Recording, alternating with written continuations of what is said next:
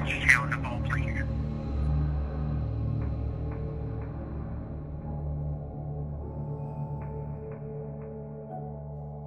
On April 30th, 2024, Daniel Larson's life was forever changed. A sudden communication blackout from Daniel to his management team signaled that something was awry. A call with his manager Clark would confirm the gravity of the situation. Oh my god. I'm doing okay. The feds pretty much got me. The feds got you? Yeah, this time the feds got me. I went to probation yesterday, and sure enough, the feds were there, and they charged me with 7 counts of threats from the threats that I made. 7 counts of threats? Yep, under federal court. Holy shit. Yeah. So this shit. The tone in their voices make it clear. This was not no ordinary arrest or incident. The implications were major. The violence and threats in question originated from one of Daniel's notorious YouTube channels, and for legal reasons, we cannot show the full posts, but they have been reposted multiple times on Reddit. Consisting of explicit threats and self-incriminating admissions, these posts raised grave concerns among viewers.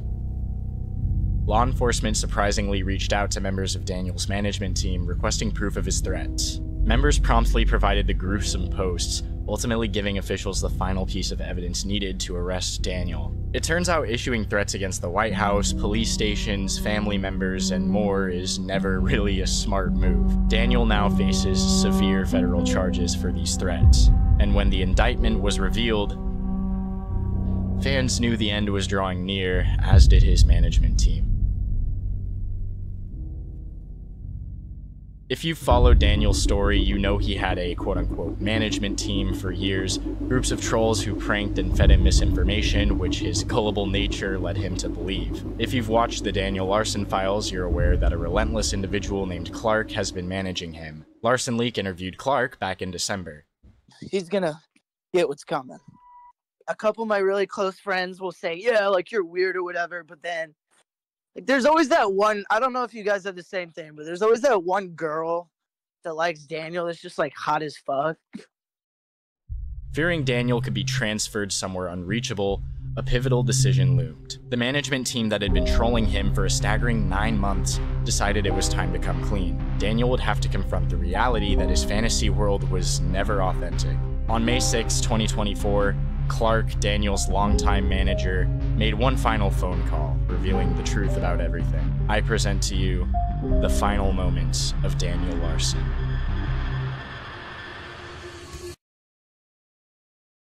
And follow facility instructions to register this number as a private number. To consent to this recorded call, press 1.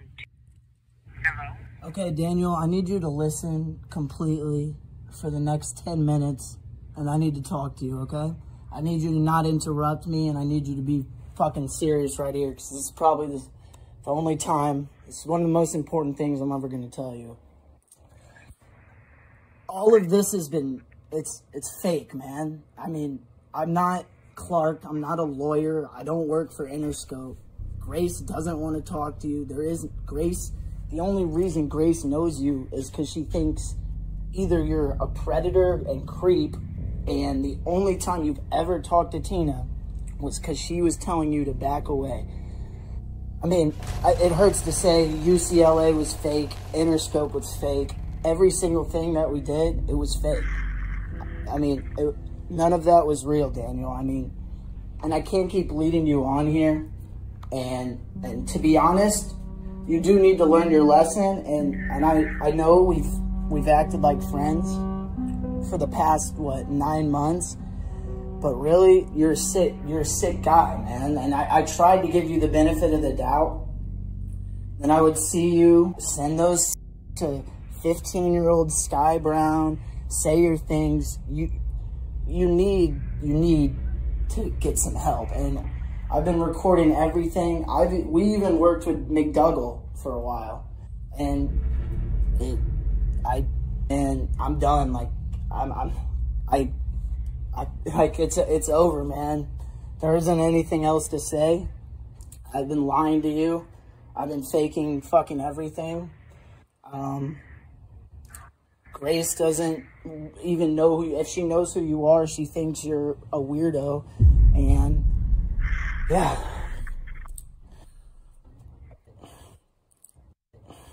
I mean, and I get some circumstances, but at the same time, you really are a menace to the streets of Colorado. I'm a 20-year-old kid from St. Louis in community college, and I know literally nothing.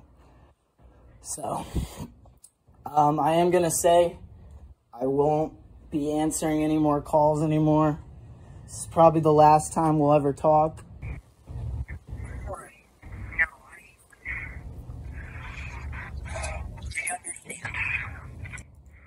But you don't. That's the thing, Daniel. You keep convincing yourself, Grace and all that. It's not, she doesn't want you. Like, I've never talked to her in her life. How do you think all our calls end up on the internet, too? Like, I mean, you're fucked, and it's over, you know? I'm sorry, not really at the same time, because this has been the fucking weirdest 10 months of my life, and I've had to been talking to a pretty much pedophile for that whole time while also hurting my image. I even got fired from my fucking job in real life for this, Daniel. So,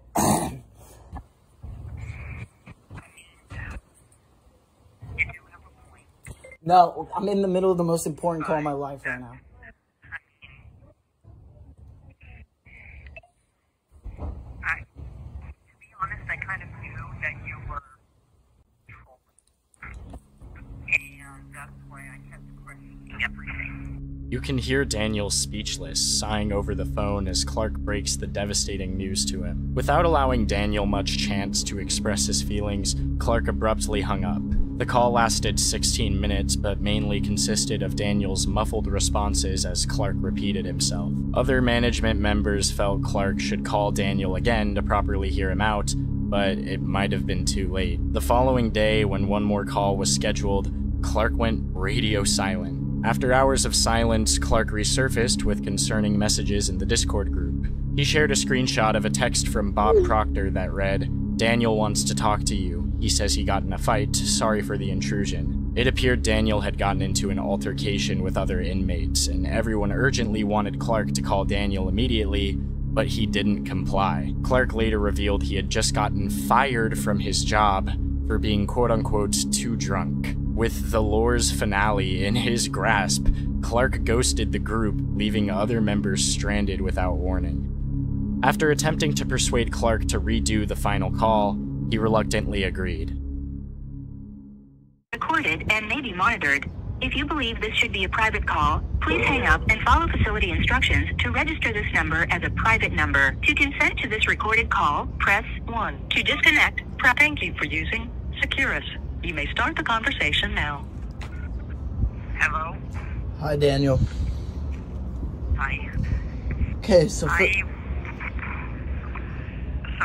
before you say anything, I want to tell you that I am extremely sorry, and I want to try to fix our friendship.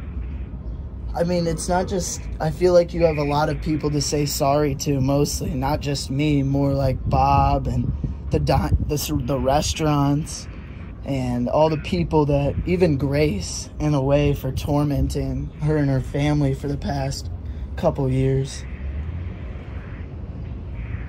I agree, and I will take the blame, but I want to fix everything. You know, we all make mistakes, and and it's how we move forward that matters, right? And it's how we make progress. I agree, and I know that Bob's been talking to you recently, so I hope you said sorry to him and everything, because I'm surprised he's even still talking to you after everything that went down. I understand, and you know, with Grace, I also understand what you said about it. And that starts with me being honest too, and I regret even all the fake Graces and all that. Yeah, that wasn't right to do for Grace too, because I don't know her in real life, And I know she was probably not happy with people pretending to be her for the past couple years. So that does start with us too. But, I mean, the way you took it was a little too far in some ways. And, I mean, and I do think... I do agree. Yeah. You know, we've been in contact for so long now. You know what I mean? I want us to be friends. I mean, you do understand everything I told you, though, in the last call. Like, all of this has been pretty much made up. I know it's hard for you to know, but you got to realize that before the trial, before they think you're crazy. Right, and, you know, I agree. I mean, and I do have to say that I do kind of know I know what my defender is going to ask tomorrow, but I don't know if they're going to approve it this time or the next court date. But I do know that we're making progress in the right direction. okay, well, I think this was a good conversation, but everything starts with a couple sorries here and there. Do you have anything that you want to say to, like, everybody out there? Like, because I'm guessing people are going to get these phone calls through that, so you should, if you want to explain yourself to everybody on Reddit. You know, what I want is I want an apology to the entire fan base, and not only his fan base, but I want, you know, an apology going out about the leaking of the phone call and stuff like that. And just everything, even Sky. Like literally everything at this point. You know, I mean, if we go into detail, it's going to be way too much right now. True. You know what I mean? And we're on a timed phone call with, you know, money going through. I'm to a point to where, like, I want to try to fix this with everything, and I want the real truth to be heard. And the truth will be heard, Daniel. So I gotta go, but I'm out. See ya. Clark out. That may have just captured Daniel's final moments of outside contact. These charges appeared dire, marking the end of potentially all of this, the whole entire story, the end of Daniel Larson.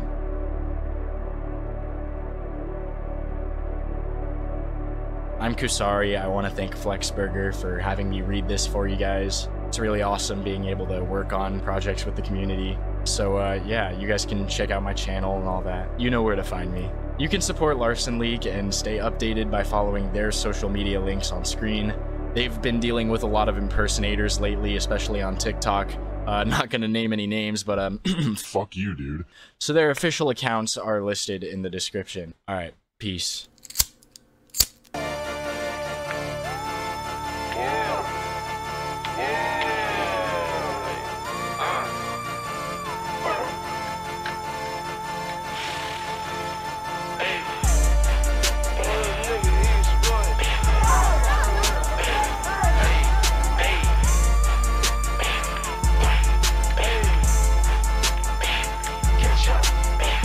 Not a trick question. Yeah, I'm smoking dope. Walk through the door. Get your camera phones. Come through mechanic shit. Get your helmets on. If you want a peace treaty, come and sell your phone.